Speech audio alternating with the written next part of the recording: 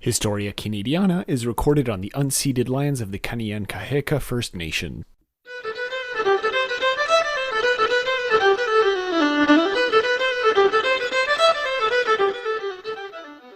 Hello, everyone, and welcome to Historia Canadiana, the show where two canlit boys play with their canlit toys.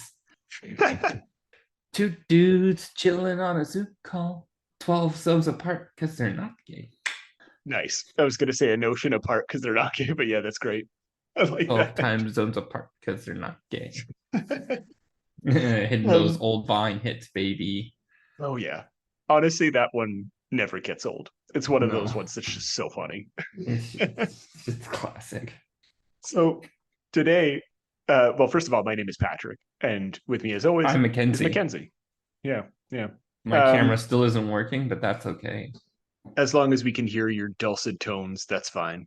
It's really, there's nothing we can do about it. And thankfully, run an audio only medium, so it doesn't matter. Let's go.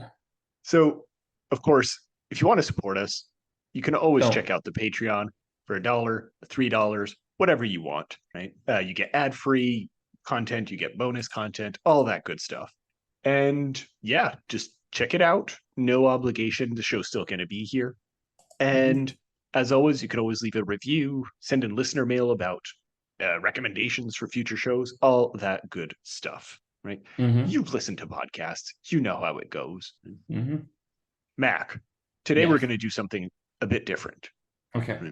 Talked a little bit about it before the show, but because this is a purely historical episode, right? There's no actual cultural item, right? Usually there's a novel or poetry, something attached to it. The subject itself is cultural.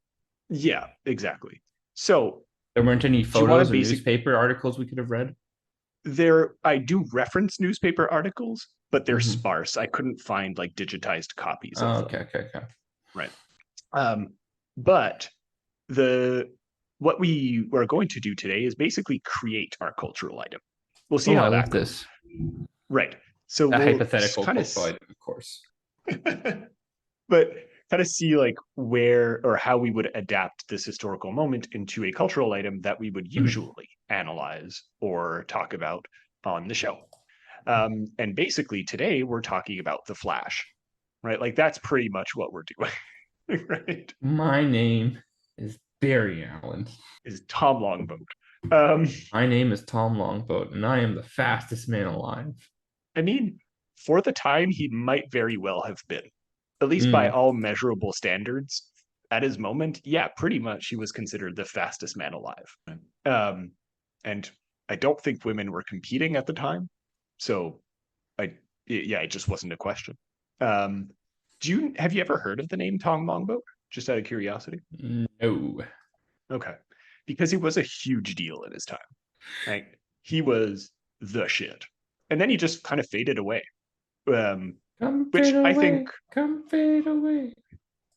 Yeah, which I think is both indicative of the kind of sports world, right? You kind of see that, I feel, a lot. Right? For very few people, you'll remember them over time, right? But Wayne not Gretzky, even for example, Muhammad Ali, Mike Tyson, but most people are just kind of like big stars and then they disappear. I don't know if you agree. Yeah. No, I mean, yeah, even those ones, like I know people today that are sort of like, who are we talking about? Yeah, like occasionally. Again, it depends on the sport. For example, like people out here are never gonna know Wayne Gretzky out here in Australia. Yeah, shame on them. Shame on those millions of people living in a desert that don't know who Wayne Gretzky is. So like depending on the sport, even these like superstars will appear and then disappear. Yeah, that's fair. Although I do think Mike Tyson is perhaps a bad example because he's deliberately kept himself going through like TV shows and he had a high profile Mike Tyson case against him. Yeah. Mike Tyson is much a movie star at this point. Exactly. He literally had an animated series about him. Mike Tyson Mysteries, baby. Which apparently was pretty good. I've never watched it, but I've seen a couple of episodes. It's so fucking crazy. It's awesome. So thinking more broadly, I think, about culture, right, and sports before we actually start to think about our own cultural interpretation of Longboat.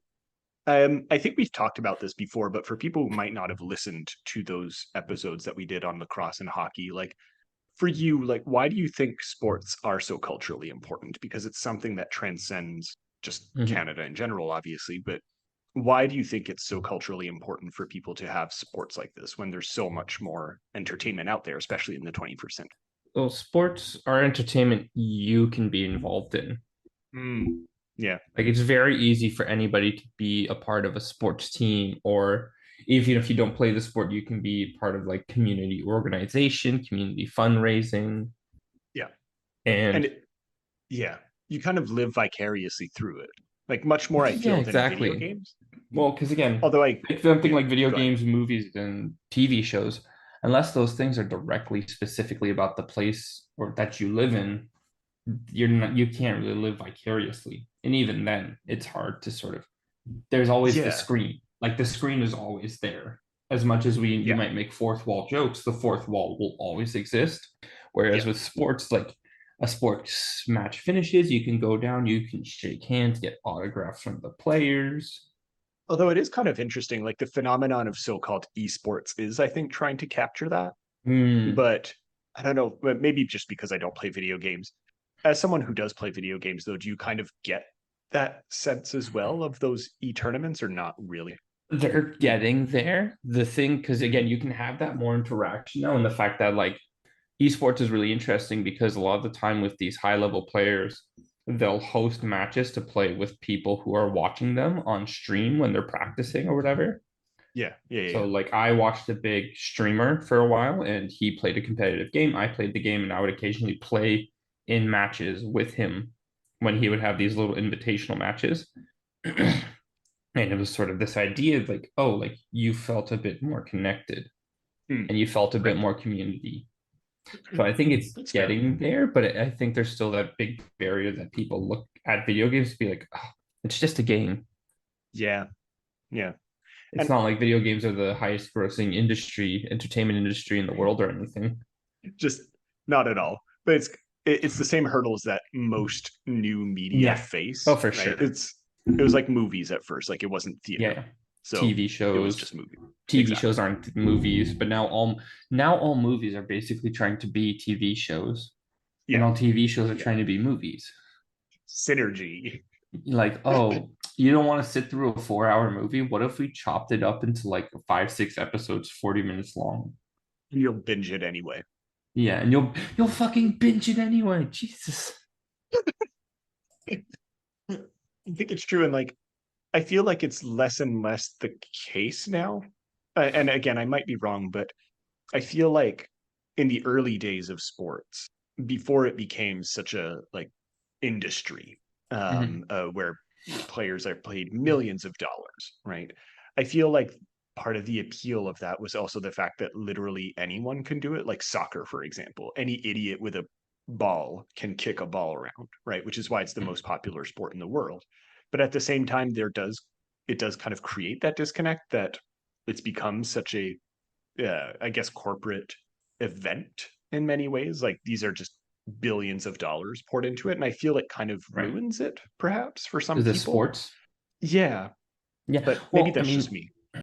I think that's the other part we have to consider with sports is just how many levels there are.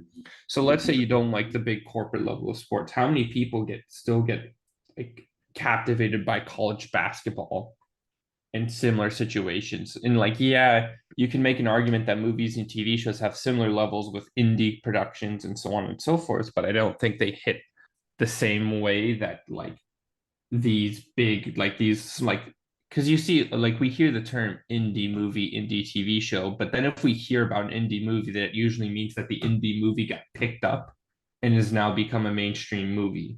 Yeah, because Whereas otherwise there's no way you hear. yeah, whereas like everybody knows college basketball teams without these college basketball teams becoming like huge grossing mega corporations, or the local Sure. sports team or whatever else have you. Yeah. And again, Okay. Yeah, anybody can do it. Like even if you're not in part of a big team, you can still play for fun in an intramural league. I'm in Australia right now, and I'm playing as part of like a touch rugby little league. Yeah. Just Rugby's sort of huge. again for fun and intramural. In my family in Canada will often go as have be part of little hockey matches. Yep. Yep. Whereas Have you you been can't. getting? Sorry. Hmm? No, go ahead. You can't. Whereas you can't like. There's no intramural movie making, to put it one way. Yeah. You might have like an extracurricular activity that allows you to Yeah. maybe do your own little short The films. only thing that gets close to that is community theater. Yeah, or like someone who's trying to shoot a home movie on an iPhone. Like Yeah, maybe. exactly. Yeah. Maybe Eh, that, but I think the only thing that actually is like that is community theater, really. Yeah. That's totally fair. Um, yeah. I just wanted to like open up on Mhm. that kind of idea just to remind people that sports are important, right? That Yeah. Oh, so they're so incredibly beyond like economic value of sports, cultural value, the qualities that they impart on people, Mhm, the what they can do to like help the youth of the world. Like it's a absolutely. like things like sports are still a very common tactic to keep people, youth off the streets and have them doing something else. So Yep, even if they don't become absolutely. big basketball players, they can still have fun playing the game, and that way they're Yeah. not on the streets doing something else. It's the same thing for all kinds of like you see it with boxing and running, all that. Yeah. Yep, and even video Um, games. absolutely. But I think the appeal of basketball, boxing, soccer is that you don't need that much equipment, No, it's low right? cost of entry. Yeah. Exactly. Yeah. There's a very like, and that's a really interesting statistic that we can get into if you really want to, but about why certain minority groups dominate a lot of these sports, but not others, and it's equipment Exactly. cost. Yeah. And I think that Hockey kind of equipment is segues kind of, fucking expensive. yeah. Yeah. And I think that kind of actually segues quite nicely into our topic, right? Mhm. And because Tom Longboat, for those of you who were not aware, is an indigenous, or was, I sorry, an indigenous person. Yeah. And this is something I didn't know before researching it, but apparently, running within specifically the communities that, or the community that he was from, was actually has a long history, right? And a cultural significance for bands or nations like the Haudenosaunee, who did it for much more than racing before colonial times. It was used for messaging and uh, you know long distance running was used in conflicts, right, to warn of incoming danger. And this is I something mean, that makes sense when you know about it because, well, they didn't have cars, right? no, but it's all. Um, I mean, that's a like running a distance. Running is one of the main factors that separates us from animals in our evolution chain. The fact that we sweat and have the yeah, ability to do distance running means that we like that's how we became the dominant species on Earth. Or one of the exactly. factors was the fact that we could just run our prey down into submission, and when they got really tired. I always remember, totally aside, that meme. Have you ever seen that kind of story from the perspective of a cheetah who Uh, encounters a human for the first no, time? She's like, or not a cheetah, but like some kind of animal who are like, you yeah, just see a naked monkey, and so you run away. But then that naked monkey is still following you, hmm and you get tired, and it's just like not dying. You're like, oh my yeah. God, why is the sweaty naked monkey following me? And it's like, well, there you go. That's why There humans you go. conquered the planet. Yeah, no, like literally running is a big part of our evolutionary DNA. That, and again, like we've been running for thousands of years. The marathon as a word comes from the ancient Greeks. The man who ran a Absolutely. marathon then died on the spot to deliver the message of the attacking Persians. Exactly. Right. Still, one of my favorite stories from ancient Greece. What a Just this baller! guy. He just fucking ran, man. But that's kind of the thing, right? Like you're talking about it from an ancient Greek perspective, but yeah, from just to bring it back to the Haudenosaunee and for other nations like the Onondaga, which Longboat came from, these runners were actually honored and respected members of their community, right?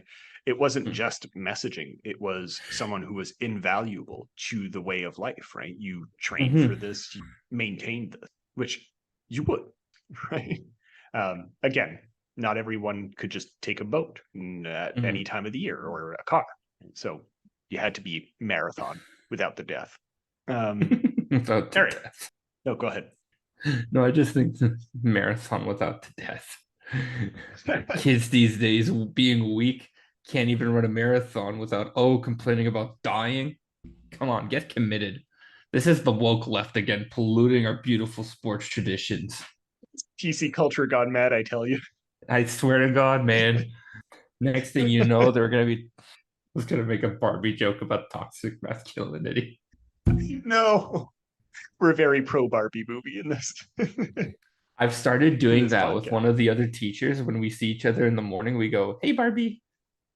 Have you seen it finally, actually? No, Oh, damn. Okay. but I know the joke. Like, "Hey, Barbie. Hey, Barbie." Right. Because everyone's Barbie.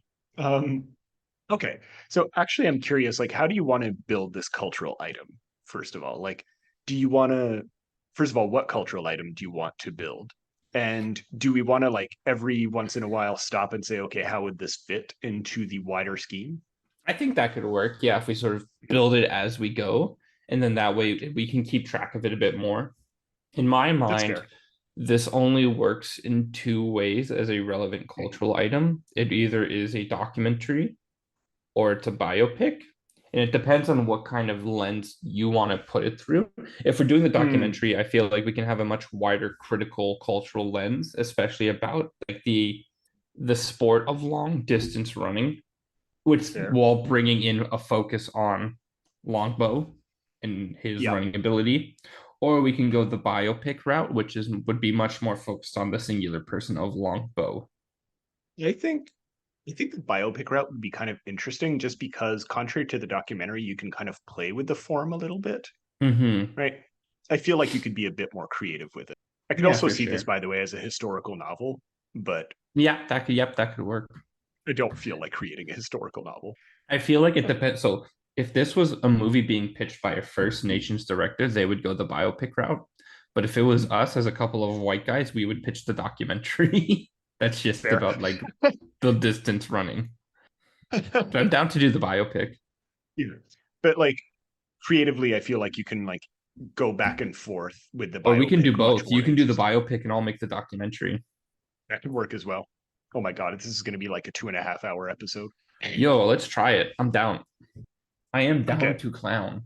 So let's start with his early life then. So Tom Longboat was born on the 4th of July, true American hero in this case, in 1886 in a place that Osweken, I should have looked up how to pronounce it, Osweken, and he was a member of the Wolf Clan and raised in the area known as, in the religion known as Handsome Lake.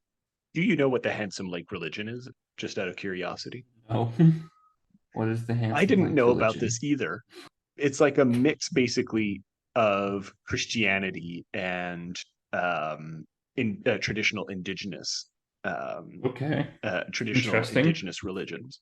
Yeah, it was. I think it was created in like the 18th century or something like that, or the late 19th. Yeah, late 19th. Hmm. But hold on. Yeah, so it was from a guy named Handsome Lake, who died in 1815. So yeah, it would have been a bit before. But yeah, it was basically this whole way of adapting um like the new colonial practices that were coming in, but Hmm. still keep indigenous practices, especially Haudenosaunee practices, alive through. I'm sure someone else who maybe practiced that religion, I don't know, if they're still around, would can speak to that or send us an email about it. We're not going to get too much into it. As far as I know, it didn't impact much of Longboat's life, but just thought it would be interesting to mention that this is something that exists, and I didn't know about it until researching this episode. Um, and Longboat actually did speak his native tongue of Onondaga, and his original name, his birth name, was Gagwegi, which basically translates to everything, which I think is kind of cool. It is kind of cool. And so Tom and his siblings were raised on the family farm, and apparently he would very early on spend his time or spend his free time running. Right, that was just his favorite activities. He would run around and after cows, which when I read that, I was like, I don't know, as someone who's spent a lot of time on a farm, I feel like you very quickly overcome a cow. They're not that fast, but still These cows kind of could have cool. been built different. They're speed cows. These cow they are call them Lightning McMoo. Ka-chow. So now I'm curious, how far can cows run? How fast can How yeah. fast? 40 kilometers an hour. Okay, that's pretty fast. Never mind. But I think this makes sense. This sort of idea that this is how, because this feels like a lot of people when you see these ideas of these big runners, how they got their start running. Mm-hmm. There's the movie, the Disney movie McFarland. I don't know what you're talking about. There's a Disney movie called McFarland, and it's about it has a bit of a white savior problem. It's about a white football coach that ends up at a very Latinx based school, and he learns and he becomes the cross country coach, and he finds this big group of Latino boys who become his runners, and they have a lot of practice already because they have to run from the farm where they do picking all the way to school. And that's where they learn how to run and chase after and become very fast. Okay. I'll probably not check it out, but good to know. It's a decent movie, but it sort of highlights that idea of training from necessity at the start of anything. Yeah, absolutely. From what I heard, understood, he kind of did this for fun, right? Because there's not much to do on a farm, to be honest. That's true as well. That is very true. So you kind of run after cows. And there is something to be said as well about this kind of behavior being encouraged. I don't know how many times my parents told me to stop running around the house. Was very often. But yeah, apparently very early on, he maybe in an apocryphal story, we don't know how true this is, but he's said to early on have run about 65 kilometers between Hamilton to Brantford in Ontario, and that he would arrive before his mother, who had left in a wagon. So this is the kind of story and person that we're dealing with, that from a young age, clearly able to travel long distances, if not quickly, then consistently. Right. Because they don't say anything about his early life about how fast exactly he was going, but still, running from Hamilton to Bradford sounds exhausting. And I'm almost 30, so I can't imagine as a young child. But yeah, and unfortunately for Longboat, when he was 12, because of racism, he was forced to attend the local residential school in Brantford, which was the Mohawk Institute Residential School. And he would eventually run away from this place. He was initially caught and returned, but he managed to escape again and managed to run to his uncle's place where he would live. It is kind of interesting just to, again, give people perspective on what the residential school was, but he would later say in an interview when he was asked if he could speak to the students at the institute, and he said no, because, and I'm quoting from him here, he wouldn't even send his dog to that place. So Jesus. Doesn't have a exactly high regard for this particular place. Unsurprising for someone who ran away from it, and considering the history of residential schools in Canada. Okay. So this is early life. How would you frame this in the documentary, more or less? This sort of early life? Well, again, you have to have that sort of narration and interviews. So I probably so find like a talking head type. Yeah, bring in some talking head about the Mohawk Institute Residential School in Brantford, sort of talking about the conditions, sad music played underneath, pictures of the institute played over front, and then sort of have a dramatic reenactment of the running away. Sort of again tying it into tying into this larger theme of the importance of running, always, and how a longboat running from things, running towards things. Absolutely. I was just about to say that would be kind of cool to start the movie off. You either start with kind of traumatizing reenactment, event, to have him run away from Well, something. And if I'm kind of saying, prove if I'm doing himself. this documentary about like the Yep. history of the distance running for these people, I would start Mm. with an overlay, sort of like talking head history of the cultural significance of running. Yeah. That would sort of be the Yeah. prologue, and then this would be chapter 1. I like that. I'm also thinking it would be kind of interesting movie wise to start with Yeah. Yeah. either something in relation to the Handsome Lake religion or the residential school, just because, and I think the residential school would probably be more powerful just because it's actively something that wanted to remove the cultural elements of the indigenous people. And for him to suddenly use that cultural element or that deeply ingrained thing to break free from it, right? Yeah. And be with his family, I think kind of like conveys that message in an interesting way. So yeah, that's kind of what I'm thinking about I that. can get behind that. Yeah. Okay. And obviously he'd run side by side with a cow while doing Of course. it. Like he'll cross a cow and run side by side with it. So that's cool. Sorry about that. And it gives a sense of speed, Yeah, gotta get that sense of speed in with the cows.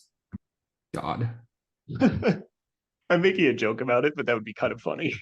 it would. We would. Okay. So by the time Longboat was 19 years old, he would enter his first race. And this would be in 1906 for people keeping track, so early 20th century. And this is a race that took place in Caledonia, Ontario, which interestingly enough, in the 21st century has an interesting history of Indigenous resistance, by the way. So, like, kind of connecting those historical moments. So at 19 he enters a 5 mile race for that's put on for Victoria Day, and he would win that race. And it's at that moment that he would start training with a man called Bill Davis, who's a Kanien'kehá:ka runner and who was known for finishing second at the Boston Marathon a few years earlier in 1901. So kind of maintaining that tradition in the early days. And the following year, in 1907, Longboat would win the Hamilton Around the Bay road race. And when I say win, he didn't just win, he kind of smashed everyone else. So again, he's 20. He would beat the second place competitor by over 3 minutes, and he almost beat the race record. Yeah, during the race, that race, he actually had taken a wrong turn, and he ran for about 70 meters before someone corrected him. And so even with that correction, he managed to beat everyone by a few minutes. So that's how fast we're talking here. And from that moment on, that's where he would kind of rise up in fame.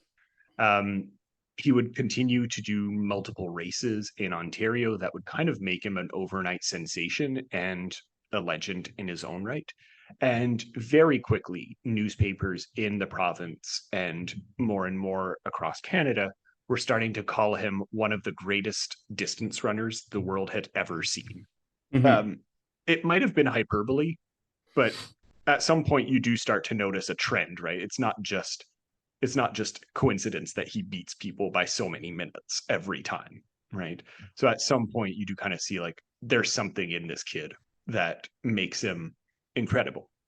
And where in his early races there were odds against him that went as high as 100 to 1, as he would continue, the odds would be more and more in his favor when betting took place, right? People very much started to notice and realize that like this guy's unbeatable.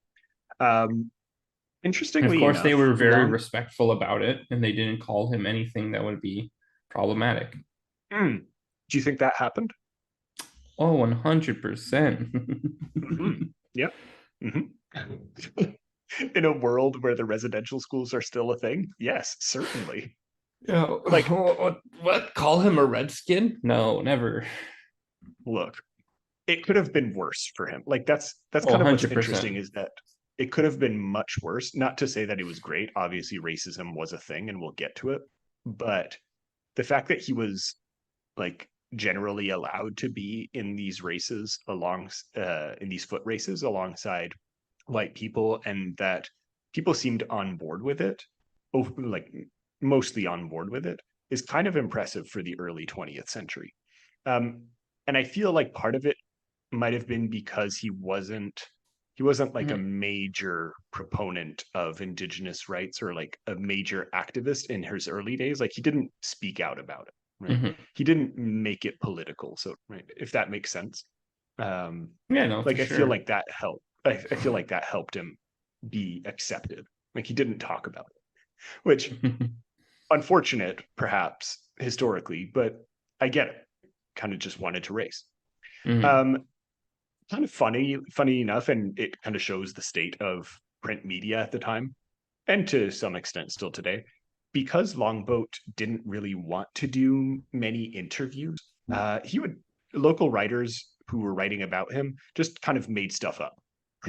Like they would just invent all kinds of stuff about him, and they would often just use other pictures of indigenous people instead of him when putting them in newspapers because they weren't able to get photographs of him, right? Because he would never stand still long enough to actually be taken in photograph and refused to be. So they just used another indigenous person because logic and races, Well, like that they would be all a look really the same. interesting thing for the documentary to sort of Right. explore the fact that there's not a lot of cultural artifacts. So there's a lot of recreations, reenactments type situation. Absolutely. So yeah. Um do you want to stop here? Like so far, how would you frame these early races? As a documentary, Yes. I mean, it will sort of be an informational dump. Again, like the focus would be less on the races and more on the impact of those races that came afterward and how he has shifted from running away from school to running towards success. Absolutely. I feel like in the creative movie, it might be more interesting. Like he runs away from the school. That makes a transition to the first race, and then you kind of see fully the one where he goes off road for a bit, and that solidifies him as a kind of interesting figure. And that's where you can kind of see next, like his the fabrications and all of that. Like at least you have to establish him as a runner, and then you can kind of see like, okay, how is he constructed as a figure outside of like the outside of his own perception or outside of the reality of it. Yeah, I feel like that would be kind of cool. But yeah, I agree. I In the documentary you can kind of exploit this idea of photographs, right? And how the indigenous subject is kind of constructed. So yeah, Yeah, I exactly. don't know. Would you just do it with pictures and showing, or would you? Well, I mean, again, we'd have Oh to yeah, talk about the fact that there's not a lot of cultural. So, like, it's not like we can just pull up videos of him racing. it is true. It So was just. Go ahead. we'd have to again do talking heads, sort of people who would have talked about what this race would have meant. People Mm, talk about the significance. People talk about like what you were saying, his treatment. yep. Yep. I feel. Yeah, it'd be kind of interesting And now in the the important thing documentary. is like in the documentary, I would have to do a modern day interspersal. So we'd probably find like go to the community myself, explore this sort of situations, probably find some kind of like like the race that's still going on today. Yeah, yeah, absolutely. Talk That about the would be really significance cool. of the race, what's going on, how this race still matters to these people. Absolutely. Explore the ruins of the residential school if it's still there. I don't know.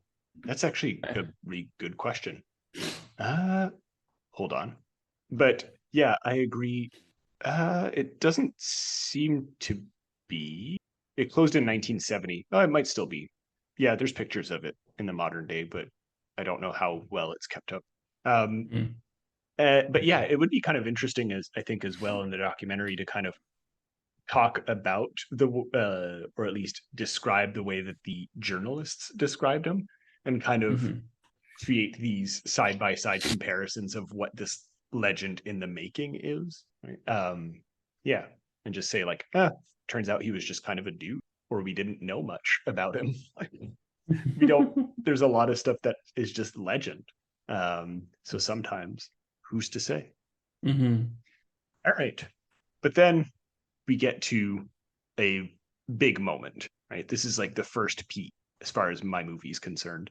With the 1907 Boston Marathon, which the Boston Oh, Marathon is still the like biggest considered race. yeah, it's like a huge race. As far as But marathons go, like comparable. it is the biggest race, I Yeah. think. Yeah. It would have to be. Maybe with the Olympics. What kind of But marathons like do they run in the Olympics? even still, like they people know the name, the Boston Marathon. Oh yeah, Even just absolutely. getting an entry into it is like almost impossible. Is it really? It's not It's just really anyone. hard. You have to Okay. apply. Oh wow. Yeah. Okay. Like I there's an actually know very application little about it. process. I know it because so like my family has always been big into running. My mom ran marathons. She still runs half marathons. My sister does running. She does trail running. Same with her partner. Like so I'm very embedded in the running ideas. Like we used to take our vacations based on where my mom would do her races. Fair enough. Yep. So like when we went to Prague, she was doing a half marathon in Prague. We went to Disney World once because she was running the Disney World half marathon. That's so cool. Same with Washington D.C. Oh, nice. I'm actually just looking. Do we see? I'm just looking to see if they have a list of the winners at some point because I don't have it here in my notes of like how long it took to do the whole thing. Mm-hmm. But oh yeah, okay, there we go. So yeah, 1907 he does the Boston Marathon. And at the time, at least I don't know how long it is today, but it was 42 kilometers. And in that particular moment, weather was not great in 1907. The particular track that they had chosen was very hilly, and the temperatures were not particularly warm. It was very cool. And basically, there's a bunch of obstacles that all the runners, including Longboat, have to encounter. Mm-hmm. So, for example, a few kilometers into the race, and this baffles me that this was allowed to happen. There's a freight train that just went through the racetrack. Yo, those days were wild. No one took the time to check the train Why times, would I you? guess. It's 1907. Who cares? So there's only 10 runners that actually made it through, including Longboat, before the freight train had passed. And all the others were just kind of stuck behind until it was over, and then they could continue. Um, and in the final section of the race, where the hills are, suddenly on Were the top hills of that, there alive was a. with I'm the sound sorry? of music? The hills, were they alive with the Exactly. sound of music? They were alive with the sound of a snow squall that struck the race. Well, that's sort of And what plays into the myth of the Boston Marathon is like the crazy weather, the conditions. does that still happen today? I mean, the train part doesn't, but No, I would imagine. traditionally speaking, you can't be certain what the weather's going to be like. That's awesome. Like what day? I should have known all of this. Yeah, I guess it takes place. It takes place in April, so yeah, you can still get snow at that moment. That's true. Yeah. Third Monday of April. All right, that's fair. Yeah, and it's that kind of But like you yeah, can get snow, you can get heat, the hills will wreck you. yeah.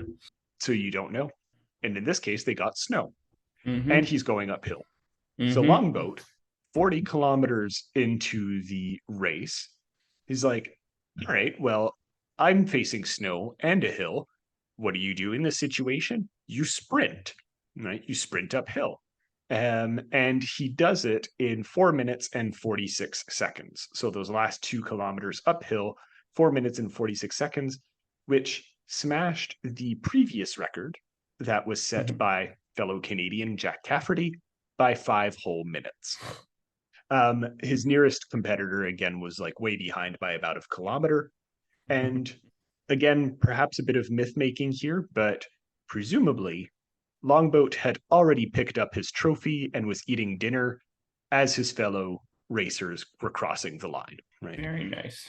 So just absolutely Listen, if you're not gonna crushing it. like, if you're not gonna take the time to like figure out and actually take down this dude's name or record what's happening with him because he's indigenous, then people are gonna make myths. That's the way it Yeah, goes. exactly. Yeah.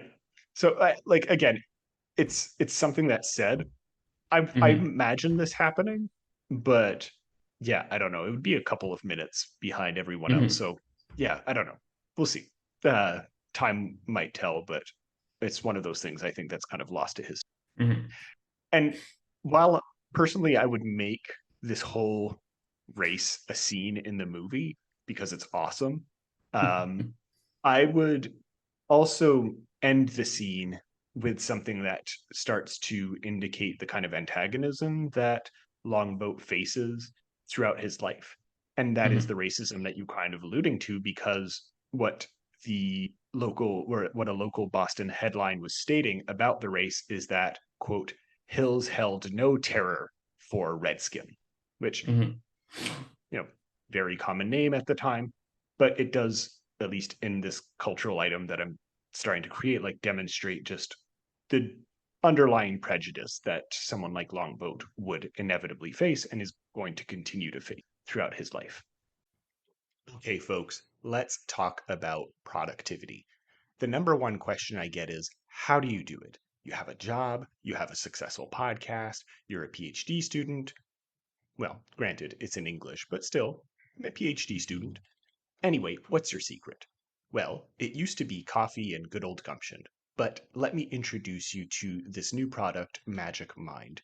Instead of reaching for a second cup of coffee to keep my energy levels up, now I just take this little shot every morning alongside my first cup, and I'm good to go for the rest of the day. It's made with a bunch of natural products like matcha and lion's mane mushrooms, and I found that my concentration and energy have been maintained without any increase to my stress levels. I've actually shared Magic Mind with my partner, who's been going through similar experiences as I have, and I've never seen her so focused. Folks, it's incredible.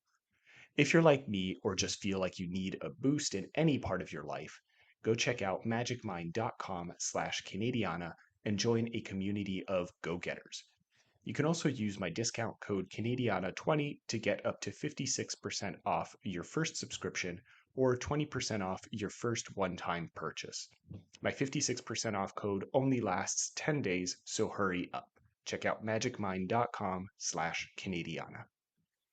Yeah, no, you don't. I think you definitely have to like highlight the storm conditions, get footage of the current Boston Marathon, the winners, comparison of time, like when would his record have been broken, how long did it last, and Absolutely. just sort of like the importance and cultural significance of a First Nations man winning the Boston Marathon that hard. Oh, yeah. Yeah. Really highlight And the intense conditions. for sure. Talk to some modern day Just runners of the marathon. maybe I'm thinking too much of a comedy here, but just like I'm just imagining a smash cut to a snow squall. Mm-hmm. Oh Just God. running along all peacefully and just smash cuts to a snow squall and him not caring. Just continuing. Mm-hmm. Doubt that would have been the case, but it's still very funny for me to imagine that. For sure. Um, just for your information, so the longboat in that marathon, he did it in 2 hours and 24 minutes and 24 seconds, which is very good, considering that over 100 years later, the current record, which was made in 2011 by Jeffrey Mutai, is Mhm. 2 hours and 3 minutes. So 100 years, obviously, people are much more attuned to what you need to do in order to be a healthy athlete nowadays. But yeah, 20 minutes, like Mhm. already, that's not that big of a gap as far as like world records go in the grand scheme of things. For 100 years difference in training, Mhm. I think that's incredible. Like the women's record is 2:20, it's 2 minutes Jesus. 19 and 20. It was made in 2014. So like this is what we're dealing with. He won the race So, and he maintained close to record numbers for it. so what would you do for your biopic? Because obviously this isn't the end of his story, but this is probably like a crowning achievement moment. How would you play this? Yeah, exactly. So like I think like I said, I would play the whole thing in its entirety, the whole race. Not obviously for Mhm. 2.5 hours, but I would play the highlights of the race. Right. Um, make a transition with the headline of the Redskin, Mhm. and it would transition, I think, into him returning to Toronto and being greeted like a hero. And to me, it would kind of create an interesting parallel, at least thematically, between what he's actually doing as a person, right? And the Right. way that people are starting to construct him as an object of admiration because he's an indigenous person and they have certain stereotypes about him, right? Mhm. Of, oh, he's doing these things that quote unquote Indians are not supposed to be doing. And they're doing all of these kinds of impressive feats of strength and endurance, and lauding him for it. But behind the scenes, there's this kind of tension that's building between him and the outside world, right? And the constructions that the outside world have of him. So I think that's how it would frame. Does that make sense? Yeah, for sure. Hmm. Do you have anything that you would add about that? About the biopic adaptation. Yeah. Yeah, no, I think you're hitting it right. And I think you can almost use like intersperse this one super big race throughout the movie. Hmm. Oh, that's interesting. Like make it the central point of it. Or just sort of like the central underthread, you know? Okay. Yeah. Why not? Why I this don't know, one in just an particular? idea. Because he would go to the Olympics Hmm. later, of course. Yeah, but winning So the Boston Marathon is almost bigger to me just because there's, again, the Boston Marathon, anybody can apply, anybody can qualify, but the Olympics has that sort of elitism with it. though at the time, it was still an amateur thing. We're talking early 20th century here. Hmm. No, but The it's still, I Olympics, think like the yeah, idea what people would have in their heads of the Olympics. that's true. That is, I think that's fair. Great. So yeah, I think that's a fair point. Um, as my producer on this movie, I think I'll take that note to heart. Kind of flashing back to the Boston Marathon and running up a squally hill. So, like I said, Longboat would return to Toronto, and he was genuinely um, like treated as a hero. Mhm. There were presumably about 200,000 people in the streets, and there was music playing, and people were really going at it. And an author called David Blakey, who wrote a book called Boston: The Canadian Story, Mhm. which is makes connections between Boston and Canada, does talk about Longboat at some point, and he's quoted as saying, "A sea of celebrating humanity engulfed Longboat as he stepped from the train. The champion was placed in an open car, and here I think is an important point for my movie, a Union Jack about his shoulders, and taken to City Hall in a torchlight parade. Young women gazed at Longboat in rapture as bands played and fireworks exploded around him." And yeah, despite the fact that he seemed a bit uncomfortable by this, he was given a gold medal, a ceremonial gold medal, and the keys to the city, with the mayor saying that the British Empire is proud of you. I think this is a key moment of my own biopic. Again, really reinforcing this idea of how certain people are viewed. Mhm. He's not viewed as an indigenous person. In this moment of success, he cannot be. He is a British subject. He's a British Right. Empire loyalist, right? Who's someone to be proud of, and you can drape in the Union Jack. And part of that is because, again, not exactly, at least in these early days, like he's not exactly saying like loud and proud, fuck the British Empire. So you can still have these moments where you can, give him a Union Jack cape and everyone's happy, right? Smile for the camera and take the keys to the city. The other thing that I want to highlight is something that Blakey wrote, is that young women gazed at him in rapture, which again, I think kind of fits in with the history of how these like minority subjects, so-called minority subjects, like Indigenous people, or like you see historically, Black people or other Mhm. non-white people within the history of European imperialism, at least, are often sexualized in often like really interesting, if traumatizing ways. So I think Exploitation. this, I'm sorry. Exploitation. Yeah, exactly. Right. So I think this kind of moment would very much highlight, if again, not necessarily explicitly said, but I think would very much thematically highlight that particular moment, and would be an interesting turning point to kind of parallel both his peak as a runner and the darkness behind it, like the dark side of Western modernity, so to speak. I don't know. Do you agree with that perception of it? Oh, I think I think it works. Good. How would you play it out? How would I play this out in my documentary? This Yes. perception of who he's not allowed to be the successful person. He's not allowed to be a successful indigenous person. I think I would probably put him into the mosaic of other indigenous people who aren't allowed to be successful. And Nice. again, you'd have to go back to the communities of indigenous talking heads in that situation, people aspiring to be more, and how like highlight the fact that things haven't really changed, Yeah, or they haven't I changed agree. in major ways. I think it would also be interesting to parallel this with, as you were saying before, like the newspaper constructions of him, like Yeah. continue this as a kind of Yep. narrative that we're building about Longboat that doesn't Totally. have to do with his indigeneity. Yeah. Hmm. Do you want to? Yeah, does that make sense? Did you want to say No, it makes anything about sense. that, or No, I like that. I cool? like that, and I take that note, producer. Okay, good.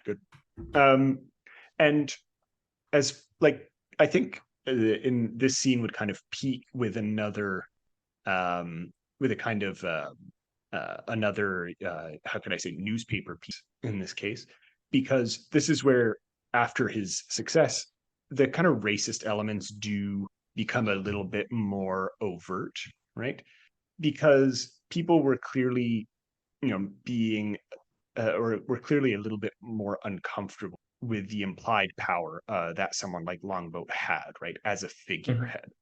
And I'm quoting the Toronto Star here, an edition that came out shortly after the Boston Marathon, where he says, quote, "It is hoped that Longboat's success will not develop obstinacy on his part, and that he will continue to be manageable. His trainers are to be congratulated for having such a docile pupil." So, lovely stuff. And that's how I would like cut to black and him kind of, I don't know, uh, perhaps a scene where like after all the party, he just kind of in his hotel room or something reading that newspaper Hmm. headline and kind of end the scene there. But yeah, Well, I when I yeah, and first read again, that, I was also like, just the fact that he was Jesus. kicked out of the YMCA Yeah. Do you want to talk a little bit about that for drinking a while I bottle take of a drink beer. of water? Yeah. So like after his big victory in Boston, he gets kicked out of his YMCA lodgings for breaking curfew, smoking, drinking a bottle of beer, and being in the company of women. Now imagine if that was a white Horrible. man. Yeah, no, you would never. I mean, it was the YMCA at the time. It was a Christian association, to be Still, it fair. doesn't like even then, I don't think that matters Yeah. that much. How often have these Yeah. Christians associations been truly Christian? I don't know. Like, I think the YMCA, to be fully fair, I think the YMCA was, but I do agree with your point. Like, there is a double standard, Yeah. Well, again, I certainly. can also imagine, even at the very least, white people would have been given warnings. He would have just been kicked out. Exactly. So good on you for, you winning the Boston Marathon and making quote unquote the British Empire proud, but you can't drink a beer. Screw You you. can't have a celebratory beer. No. We And know how your people react to small drinks of alcohol. But exactly, right? That's exactly it because it fits right in. It fits perfectly with the thing of the Toronto Star of him being quote unquote manageable, right? And that goes against that. Suddenly, Mm-hmm. this star perfect pupil, right? Suddenly he's blemished by the drink of a beer. Mm-hmm. Like horrible, right? And I guess like from your documentary perspective, it would be possible to talk more widely about like the how could I say that, like social Mm-hmm. contexts of the time, not just about the indigenous context, which is obviously central, but with the wider things that do construct such perceptions. But yeah, I do think it's ironic that it's at a YMCA of all places. The Christian element is YMCA. It's fun to stay at the YMCA. Young exactly. man, you don't need to feel down. I said, young man, get your head off the ground and get the fuck out of here. Dun, dun, dun, dun, dun. Can't drink beer at the YMCA. Can't be a wolf Can't smoke woman a at cigarette. YMCA. Young man, get the fuck out of here. We don't take kindly to your kind here. And so after this Oh, so debacle is a good. very strong word here, he was taken over by a person called Tom Flanagan, who's Mm-hmm. a member of a community who are known for never drinking anything, the Irish Canadian Athletic Club, which, yes, I'm making a funny stereotype of the Irish here, so sue me. But Flanagan was the shit at the time. He was a Mm-hmm. flamboyant Toronto sports promoter, and he was a well-known name. Mm-hmm. And he, in the aftermath of uh, him being kicked out of the YMCA and people starting to more overtly be racist towards Longboat, would manage to nevertheless continue the success of Longboat and kind of manage uh, ups and downs that such a person would face. And to me, and we'll kind of get back to that later, Flanagan Flanagan for me, have you seen the Elvis movie? The No. recent one with Austin Mm-mm. Butler? No. Do you know a little bit about Elvis's story? Like his manager was a bit of a shit. A little bit, but not a lot. Right. To me, like, I don't think it's to the same extent, but I'd be kind of interested in maybe exploring this idea that on the surface, someone like the Colonel, who was Elvis's manager, Mm-hmm. seemed to want the best for Elvis, but ultimately kind of screwed him over big time. I don't think Flanagan necessarily went that far with screwing him over, but I can kind of see this kind of conflict emerging and that being an interesting parallel between the ways that it's a micro version, I think, of the ways that Mm-hmm. Longboat kind of playing with the wider world. Is it entirely historically accurate?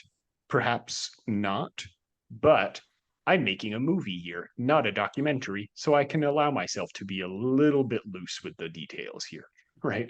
And make it a bit more of an interesting story and making it a bit of a micro version. Mm-hmm. Does that make sense? Mm-hmm. Am I an Yeah. asshole for doing that? I don't know. I mean, All right. probably not.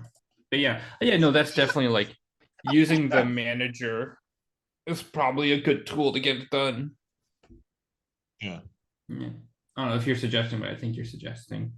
Mhm. All right, where are we going Yeah. next? What's next? Great.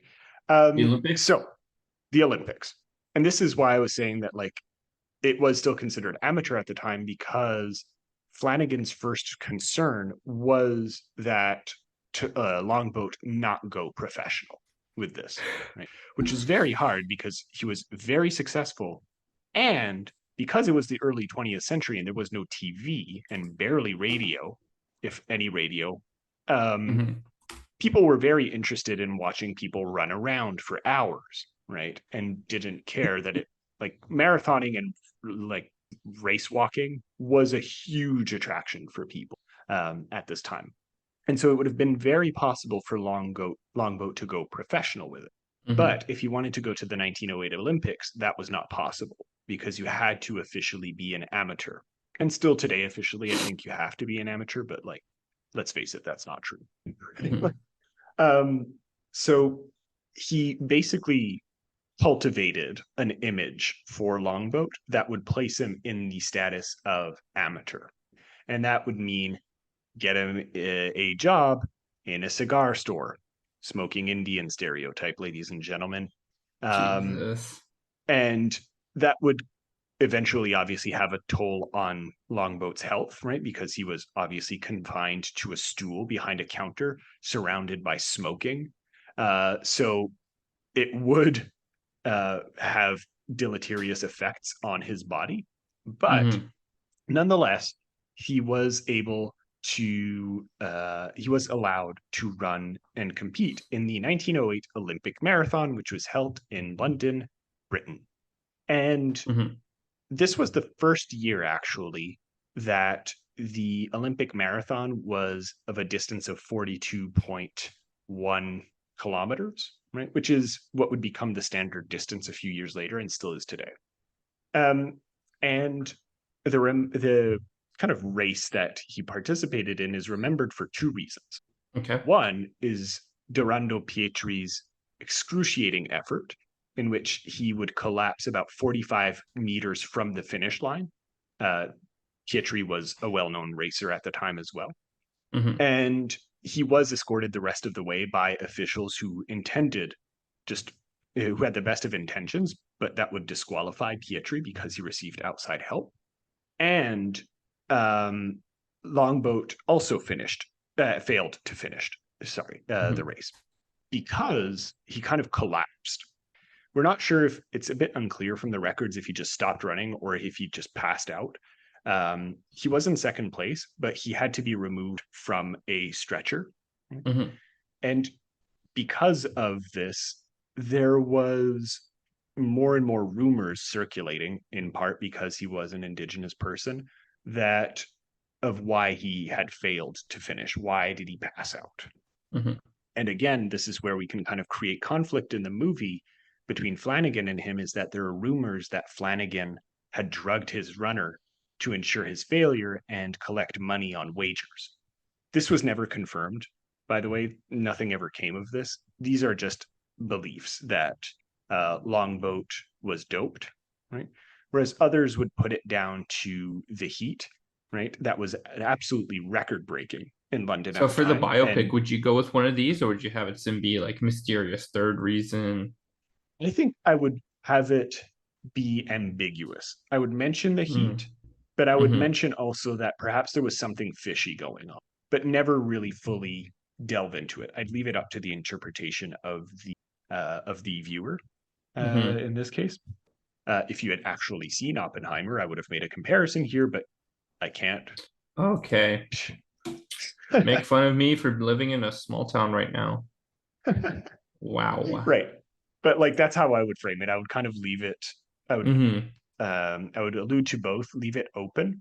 But again, just open it, not so open that again you can't have micro version of the wider perceptions of Longboat, right? Mm-hmm. Mm-hmm. And what I really want to emphasize in this case is it's one of his first failures, right? Or first major failures. The whole world is watching, and he collapses. And this is, I think, an interesting way to create, again, further tension in the movie. Mm-hmm. Yeah. How about you? How would you develop your documentary? I'd sort of again play into these like different factors of what went into his failure to finish, Mhm. sort of describing these events, but also very much trying to like not trying to say which one is true or not, but also just give the facts and the evidence as they were. Right. Okay. Yeah. But it would seem, I don't know much about Flanagan. It would seem kind of, I wouldn't be surprised. I'll put it that way. Yeah, like, like it exactly. wouldn't be the first time that someone would do that, but at the same time, it would be such a dick move. Like you just got this guy as your as your uh client and you drug him. Mm-hmm. Like I think most people historically, the people who do analyze Longboat, and there's plenty of sources that will quote that we'll put in the show notes, but I think most people just kind of fall on the side of the heat in this case, but still, it is, I think, interesting to consider, if unfortunate. Mm-hmm. So after the Olympics, Longboat would return to Canada, and initially he had planned on retiring, which again would be kind of cool in the movie. Like really, he hits rock bottom very hard, right? Yeah. But he would eventually be convinced to come back and kind of start to see the appeal of running once again. And he would do so by setting a new Canadian 5 mile record. He signed up for a 5 mile race and smashed the record in this case. And he would later win his third Toronto World Marathon in a row.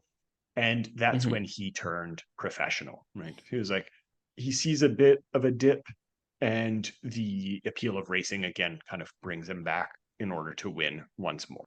And that's when kind of like the second half of the movie, I think, or at least the end of the first act of the movie takes Yeah. place. Yeah.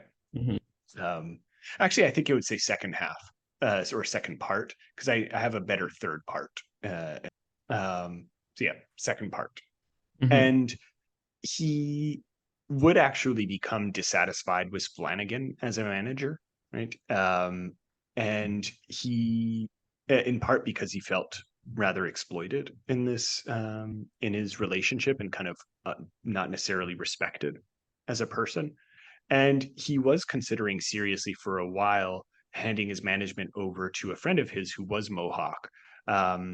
And sports writers obviously hated that, because Mhm. how dare he spit in the face of the legendary Tom Flanagan, right?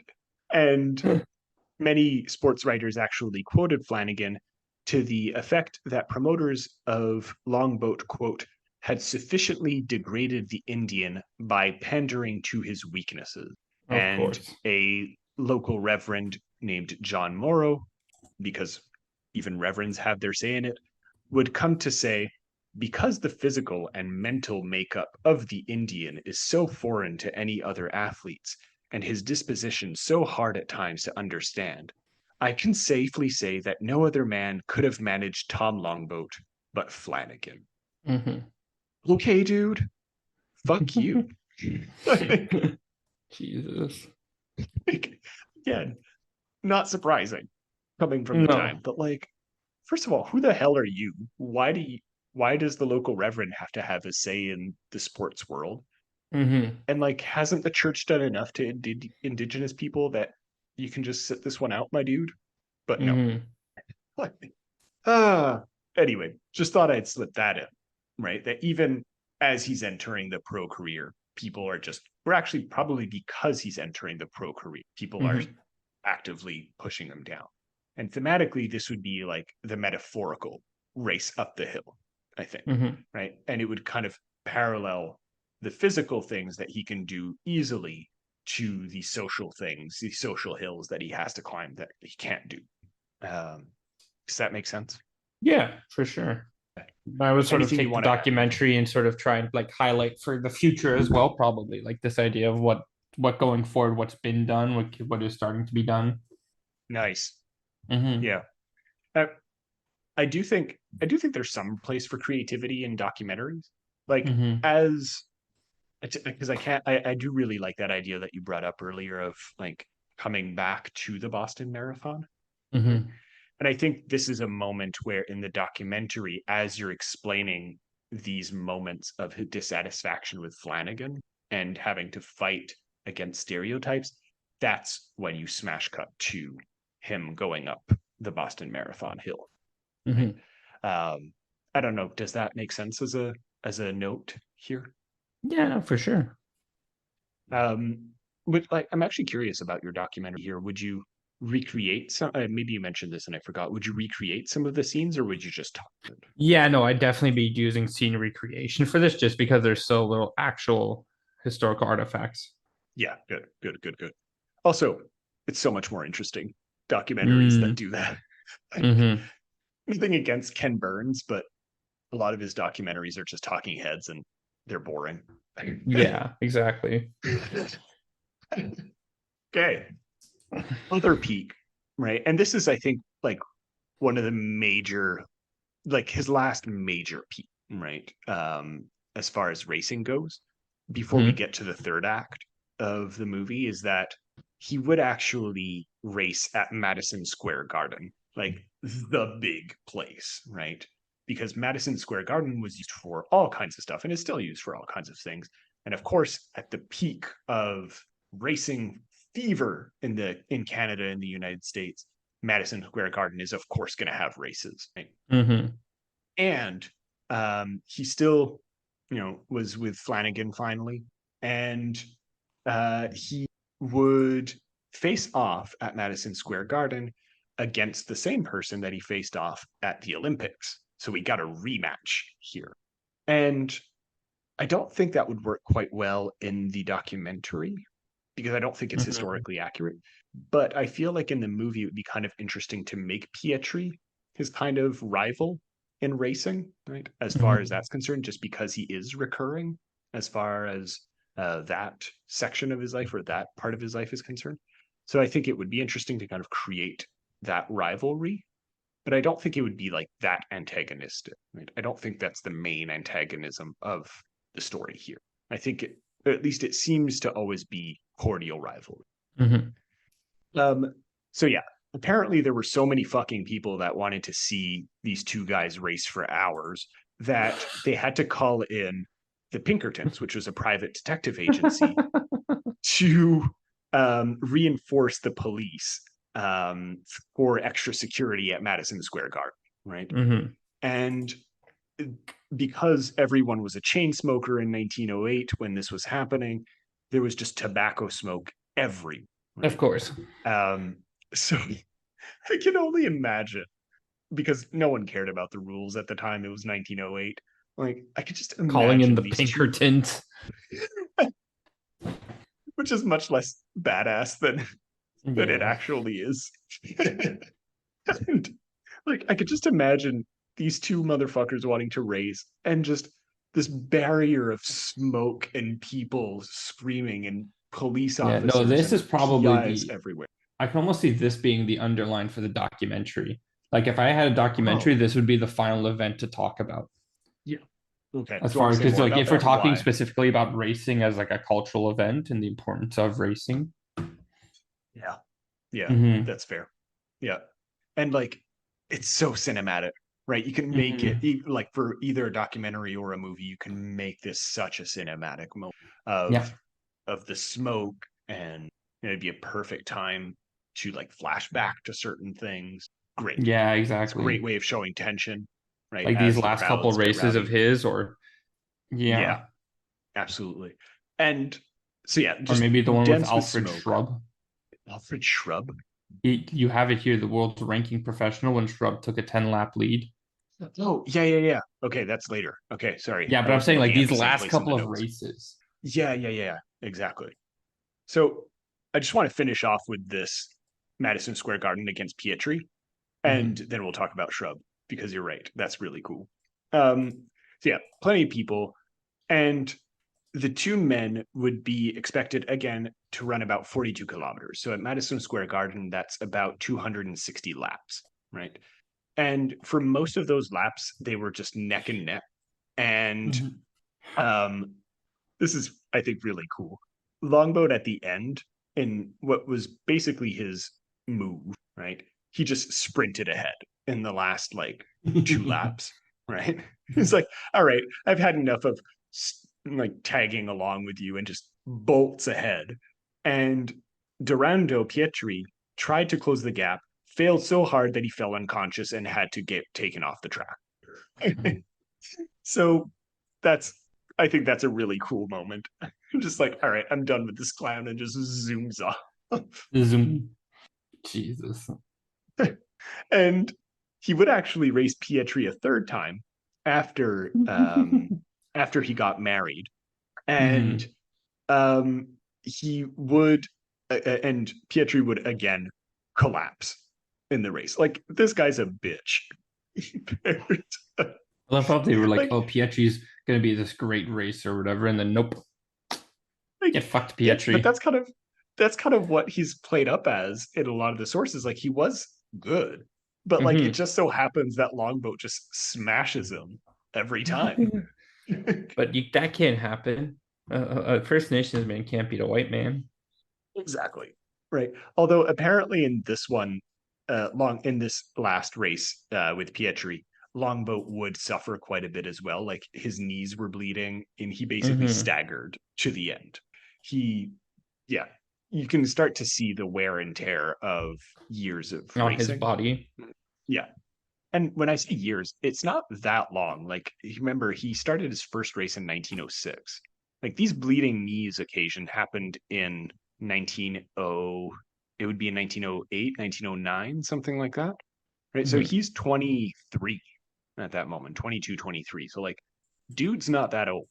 And you can see that there's quite intense effects on the body. And this you can see with any sport. Yeah. And I feel like this would be a good moment as well with the documentary, just kind of showing this again, faltering again. This might be another dip, but just like his body taking a serious toll. Flanagan is ultimately the one who would get fed up with Longboat because he was apparently unmanageable. Oh, of course, I'm sure. Of course, yeah, naturally.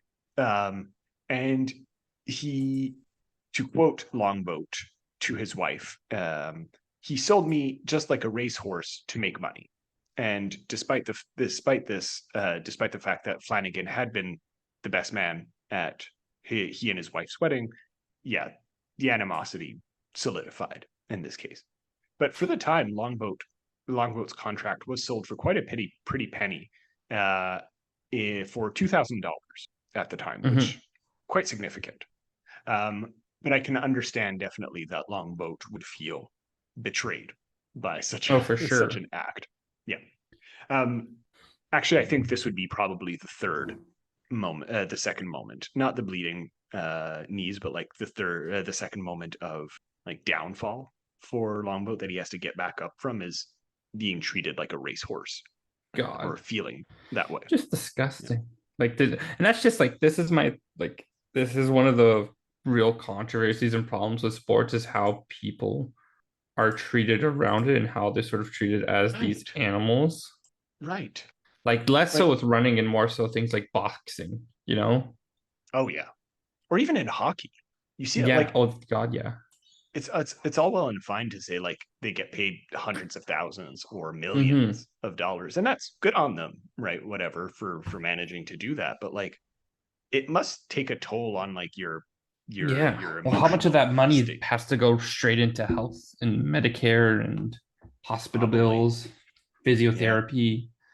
I actually don't know. Like that's a really good point. I never thought of it that way. It's true. A boxer is like he's like 50% of the time, he or she is like 50% of the time in the hospital, like severe concussions. Yeah, that's fair. Yeah, but no, I absolutely agree with you. Like, I don't think it's something that's talked about enough is the psychological toll that being treated like a piece of meat ultimately that's just meant to be profit for some promoter is not probably a great feeling. No. Right. And yeah, that's why I think, I would put this as like a low point in his life. Do you agree? Would you do the same thing with the documentary or about this sort of low point? I mean, yeah, would that be something that you would also? I think this would be like getting into the end of the documentary, just because I'm more focused on the running angle. So I know there's more history of what happens afterwards, like World War I and all that, but that would be much more like final epilogue narration, you know? Yeah, absolutely. And I think, yeah, to come back to this race that you had brought up with Albert Shrub, which was another one that took place at Madison Square Garden. Shrub was the world's ranking professional at the time. And this would be, I think, a third moment of dip race-wise. And it would also simultaneously be like his peak when he ultimately proves himself to himself and the world as the guy. Right? Because at first, right, in this race, Shrub took a whole 10-lap lead, which is huge. And this is where the low point would be, is that the crowd started booing Longboat. Like they were not impressed by what they had come to see. This guy who'd just been crushing records and crushing Italians like Petri. And it's at this moment that metaphorically in my movie and physically in the actual race, he would start his comeback. And he would recuperate the whole 10 laps, right, from the Englishman over the last 10 kilometers of the race. And what a baller move. He would actually win the race. Yeah, what a baller fucking move. And I agree, like that's kind of where you would probably end the documentary. I don't know if that's what you were planning. It was like, that would be, I feel like a really that, and again, like ending. Finishing some stuff with the running and whatever, and then you sort of like have those like paragraphs of text afterwards explaining the rest of his history. Like he went to the war. Yeah. The really sad parts. But that's a peak moment. Like you just finish on a freeze frame of of God. him going through the finishing line. The classic. But yeah, like that is truly his peak moment, right? Right after he was booed, is Hmm. at age 23, he was literally the greatest runner in the right? He had beaten the champion, and simultaneously, this was kind of like these were the last big years of interest in running. The most yeah, the mania for long distance running was already waiting. He Hmm. would set a new record for a 15-mile race in 1912 in Edinburgh at 1 hour and 20 minutes, which is incredible. But yeah, he would kind of go out as a legend. And that's not like we've been highlighting the wins in this case. He didn't win all of them. Hmm. He would he would lose some races. He like anyone, he didn't have perfect days. Of course, the public would kind of attribute any losses to his Drinking. yeah, exactly, his drinking, his lazy habits as an indigenous person because they're all lazy drinkers. So, you know, racism of the time.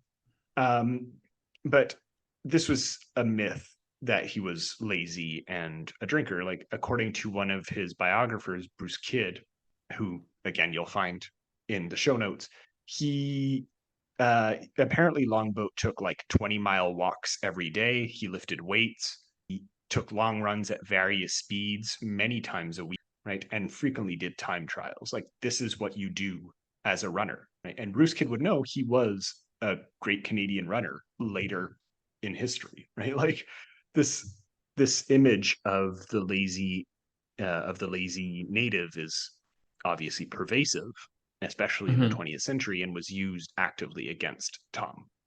Um, and yeah, I don't know. Do you have anything to add about the racing era or what you would make of it in this documentary before we move on to the final parts of World, in this case, in the final parts of his life? Um, yeah, again, I just think it's important. Like, you'd have to intersperse this with those modern day equivalents talking about Mm, the death of like or the death of the fame of long distance running, how it doesn't capture the imagination as much as it did before.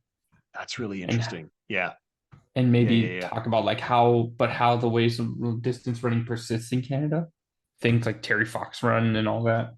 Yeah, that would actually be really cool. Kind of open it up to the legacy Hmm. of which I don't know how much of a connection, like Oh, there actually probably materially, isn't. that's there. But No, it's just interesting to me like how these things remain, these races in Canada remain.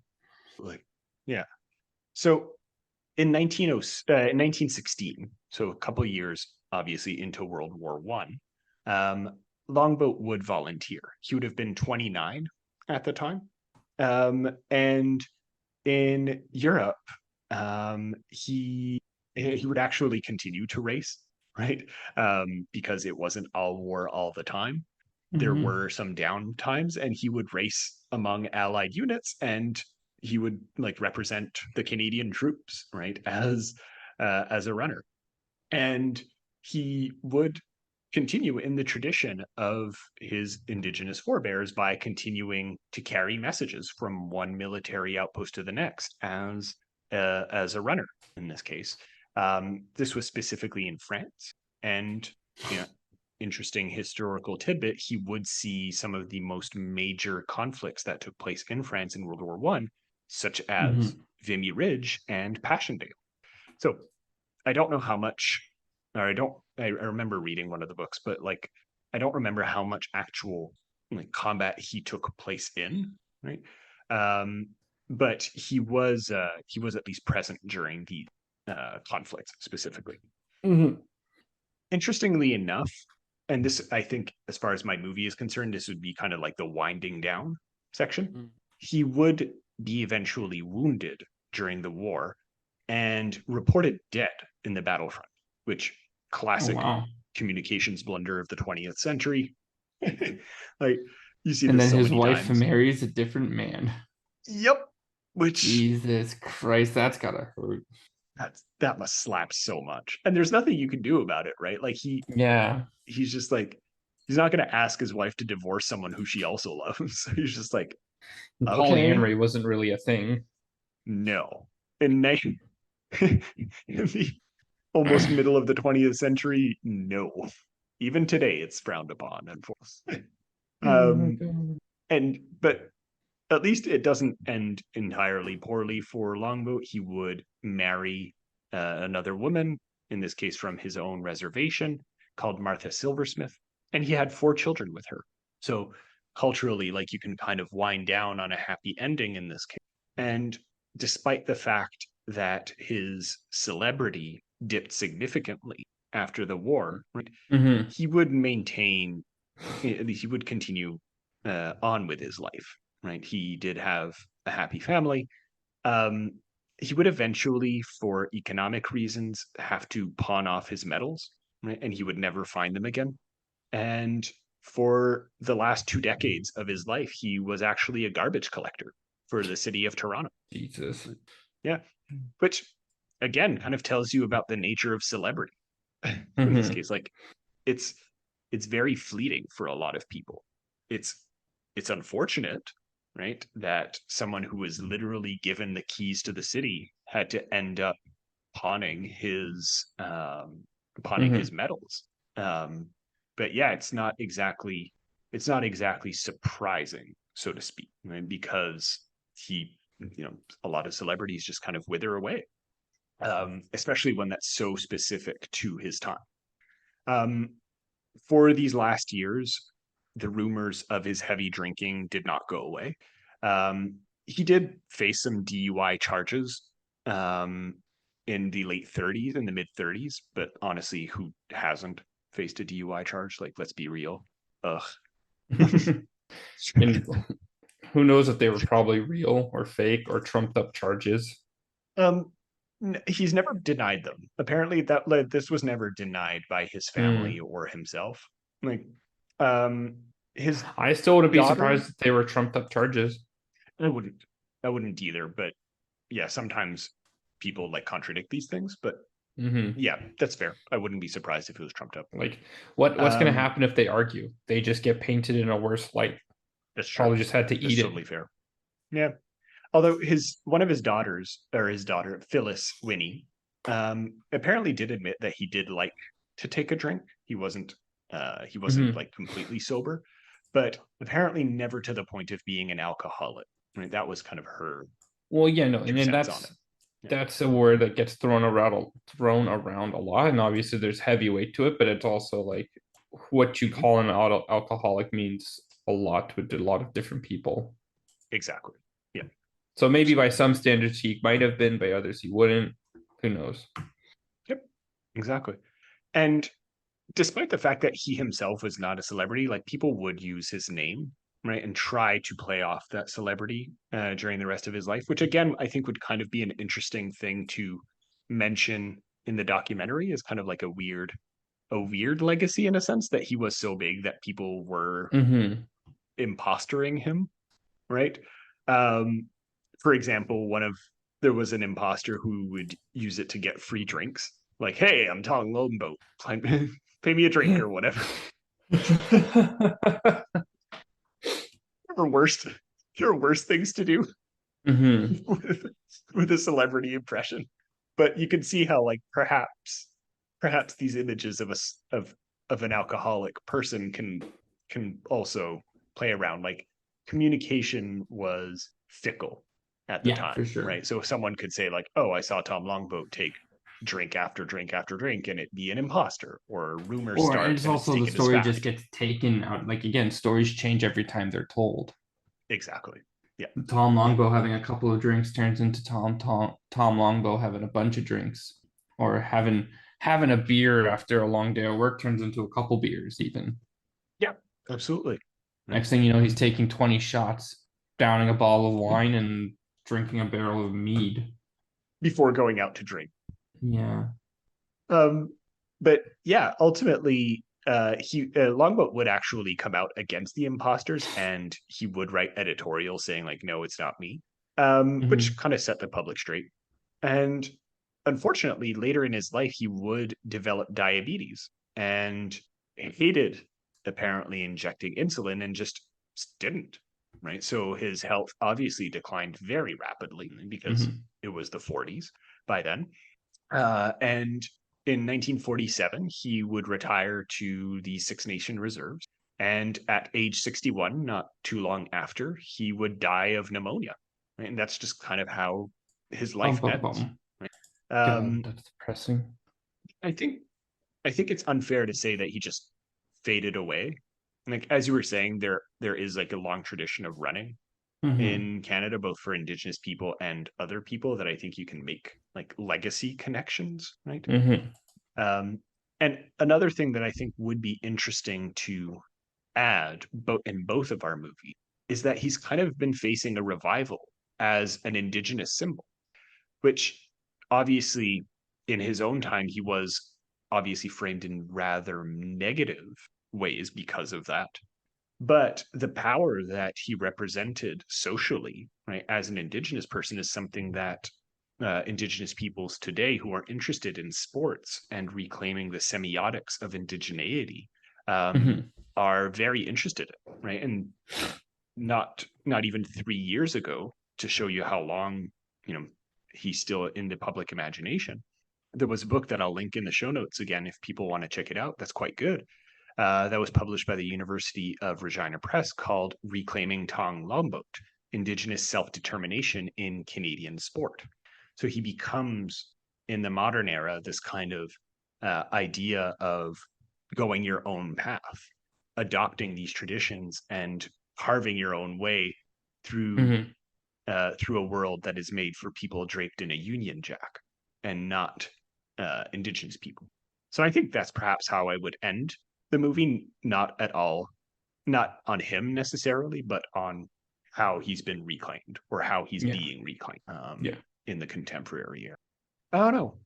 What did you think of the story of Tom Longboat? It was very interesting. I'm glad I heard it. It's actually quite an interesting tale, and it's just another way large into the large tapestry that Canada uses to hide the success of minority groups. Absolutely. And like, don't get me wrong, Terry Fox is a wonderful person, wonderful runner who did a lot for a very important cause, but this should be a person that should be celebrated more as a figure. Yeah. Like, we have an actual success story of a Canadian being the best in the world at something, Like, you could literally not have higher at this point. Yeah. At a time when it was even harder for Indigenous people. And I think that's why the reclamation part is important. Yeah. So yeah, absolutely. I would highly recommend, like we talked about the high points of this case, but I'd highly recommend people to look at the sources that I link in the show notes. I always put them in. And yeah, always recommend them. But yeah, any final words that you want to say, or shall we end it there? I'll ask you a question. Did you like this idea of creating our own cultural thing? Yeah, I had fun with it. Okay. So we might do that again in the future for other historical moments. All right. Okay, let's do it. Mac, how can people help us? I mean, I don't know. Do we really need help? We're okay. But the show, they can help. The show will always need help. I need psychological help. Just like send me a good shrink. Yeah. So thanks for everyone for listening. You can reach out with any questions, comments, or concerns on the Facebook page and by email. You can support the show through PayPal as a pay what you feel the show is worth, and through affiliate links in the recommended reading page we set up. You can find perks like extra and ad-free episodes on Patreon. But as always, this is optional, and the show will continue to remain free.